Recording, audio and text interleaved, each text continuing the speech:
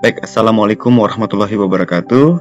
Sebelum saya menuju tutorial cara untuk mengajukan akun belajar ID siswa sampai mengaktifasi akun belajar ID siswa, tapi sebelumnya jangan di-skip dulu ya, biar tidak salah paham bahwasannya untuk mengajukan akun belajar ID siswa ini yang bisa dilakukan bukan cuma hanya operator sekolah ya, bukan cuma hanya kepala sekolah saja, melainkan Tendik atau tenaga administrasi yang ada di Dapodik ya.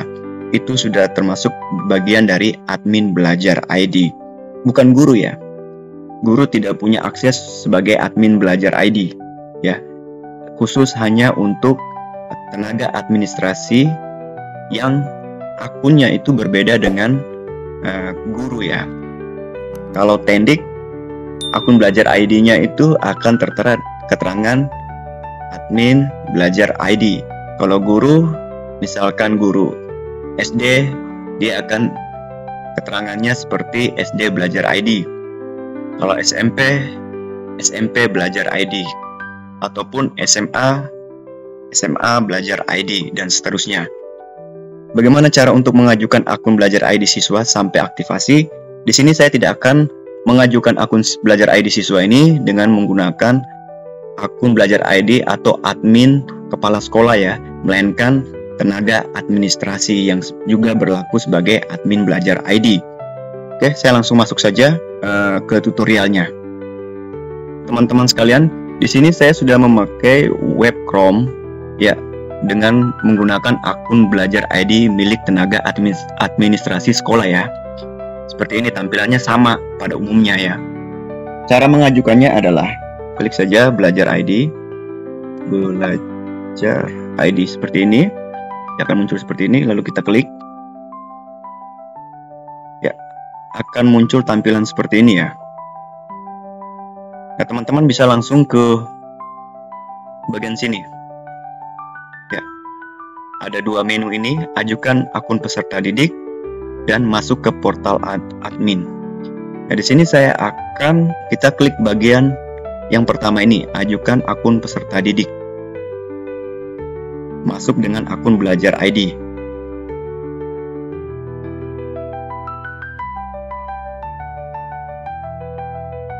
Ya, akan muncul tampilan seperti ini. Ya. Ini ada beberapa siswa saja yang belum diajukan akun belajar ID-nya. Dan sebelumnya sudah saya ajukan ya. Ada beberapa banyak itu sudah saya ajukan ID belajarnya. Nah, untuk mengajukannya tinggal mencentang, klik di bagian ini. Ya, akan muncul di pojok sini untuk mengajukan. Ya. Seperti ini. Ya, sebelum saya klik mengajukan, saya cuma menerangkan kembali bahwasannya untuk ID belajar siswa ini akan berganti ya. Sebelumnya di SD ini siswa peserta didik ini sudah memiliki ID belajar. Maka ketika tahun ajaran baru siswa itu pindah ke SMP ataupun SMA, maka akan kembali diajukan lagi ID belajarnya ya. Sebelumnya SD belajar ID. Nanti kalau sudah SMP dia akan keterangan SMP belajar ID dan seterusnya. Nah, setelah kita klik centang di bagian kiri nama ini, lalu kita klik bagikan ajukan. Kita klik. Pengajuan sedang diproses. Pengajuan sedang diproses ini kita membutuhkan waktu 1x24 jam ya teman-teman sekalian. Saya X saja ya ini ya. Oke.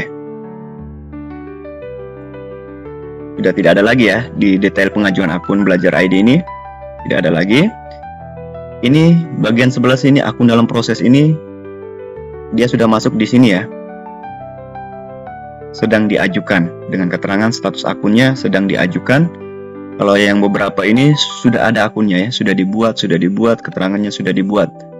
Nah, seperti ini yang saya maksudkan teman-teman. SMP belajar ID, SMP belajar ID. Sebelumnya siswa itu juga ada ID belajarnya dengan keterangan SD belajar ID. Ya, seperti itu sesuai dengan jenjang. Untuk akun belajar ID atau email belajar ID-nya, kita sudah tahu nih Tinggal bagaimana kita mengaktifasinya dan mendapatkan paspornya. Kita juga masih bisa menggunakan admin belajar ID dari tenaga administrasi sekolah, bukan cuma dari operator sekolah saja ya, bukan dari guru, bukan cuma dari admin kepala sekolah saja.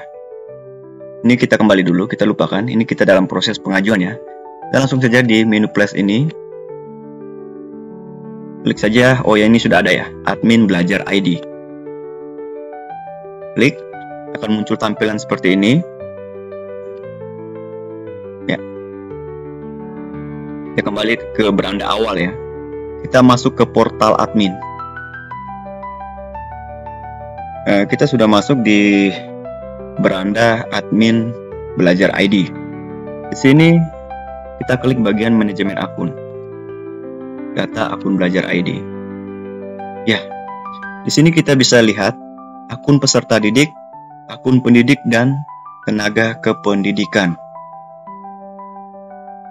Seperti yang saya katakan tadi, bahwasanya bukan kepala sekolah saja sebagai adminnya, melainkan tenaga administrasi yang ada di sekolah juga bisa menjadi admin ID belajar. Khususnya, kecuali PMM ya, PMM itu memang harus diakses oleh kepala sekolah ya, sebagai supervisornya.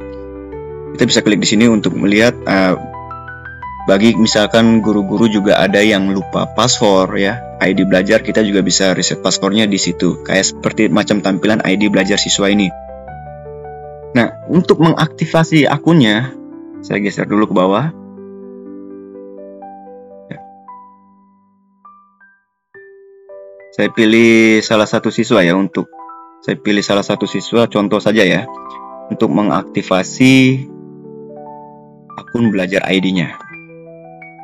Saya misalnya Natalia Yeskeri ya, 26. Ini ID belajarnya.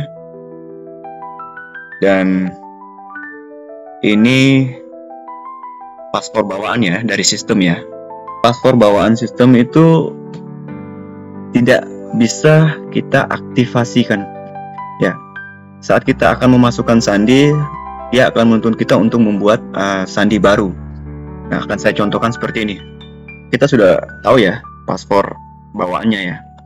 Tinggal kita lihat kembali ID belajarnya. Saya minimalis, saya buka tampilan Chrome baru ya. Ya, ini contohnya.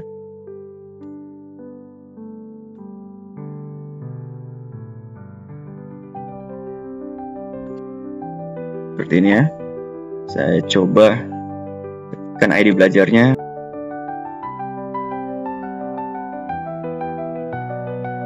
Kita klik selanjutnya. Saya akan coba masukkan tadi.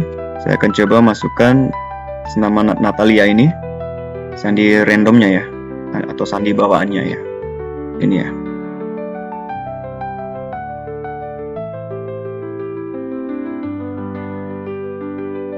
Maka saya coba klik selanjutnya.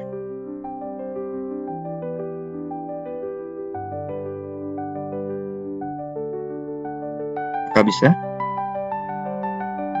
Ya. Akan muncul tampilan seperti ini ya. Selamat datang di akun baru Anda.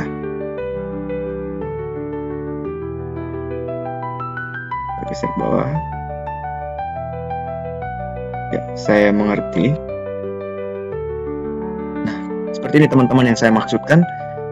Dia akan menuntun kita untuk membuat sandi baru. Nah, disinilah kita akan membuat sandi pada umumnya ya, seperti kita membuat sandi pada akun email kita ya. Jadi saya akan coba buat sandi, apakah nanti bisa masuk dan langsung diaktifasi ya.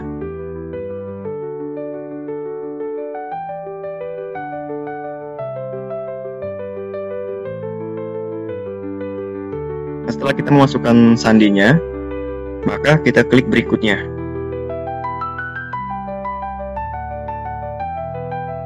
Oke, kita tunggu prosesnya. Ya, ini kita sudah dapat mengaktifasi akun belajar milik peserta didik tadi ya. ini sudah aktif ya. Kita sudah bisa membuka browser dari ID belajar siswa tersebut. Ya, seperti ini ya. Saya klik selesai. Ini adalah akun peserta didik tadi ya, yang baru saja kita berhasil aktivasi akun ID belajarnya. Kita sudah berada di akun ID belajarnya. Oke, itu saja teman-teman mengenai cara mengajukan ID belajar siswa dan mengaktifasi akun belajar ID siswa. Dan perlu diingat, bukan cuma operator ataupun kepala sekolah sebagai admin belajar ID, tapi melainkan tenaga administrasi sekolah yang terdata di Dapodik bisa menjadi admin belajar ID. Bukan cuma sekedar ID belajar siswa yang di reset paspornya, melainkan juga ID belajar guru yang lupa paspornya ya. Jadi cukup sekian dulu informasi mengenai cara mengajukan ID belajar siswa dan cara mengaktifasi ID belajar siswa. Cukup sekian dulu, semoga informasi ini bermanfaat. Assalamualaikum warahmatullahi wabarakatuh.